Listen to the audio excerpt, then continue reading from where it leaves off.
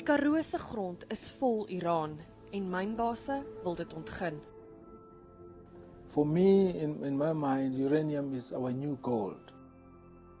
Dit aldus Phumzile Tselane, hoof van die Kernenergiekorporasie van Suid-Afrika of NECSA. Maar NECSA is voorgespring deur die Australiese mynhuis Peninsula Energy, wat aansoek gedoen het vir die regte om minstens 7500 hektaar van die Karoo te ontgin vir Iran.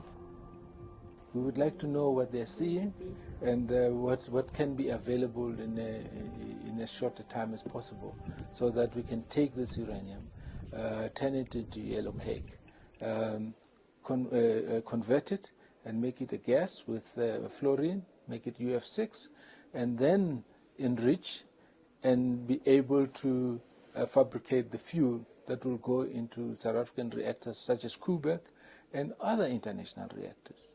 That's the plan that we have.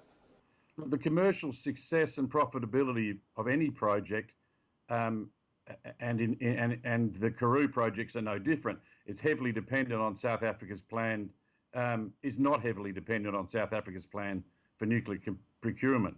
Whilst the Karoo projects would be a long life and reliable domestic source of uranium for the South African nuclear power plants, Peninsula is a global company with a global customer base.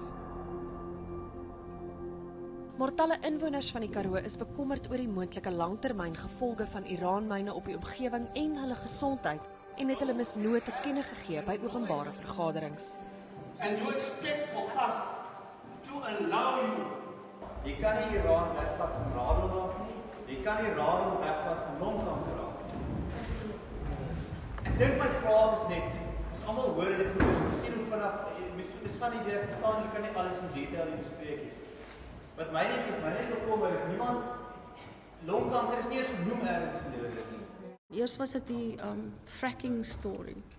Hierdie hele storie en toe vind ons uit nee eintlik was dit was nie 'n storie, dit is eintlik Iran.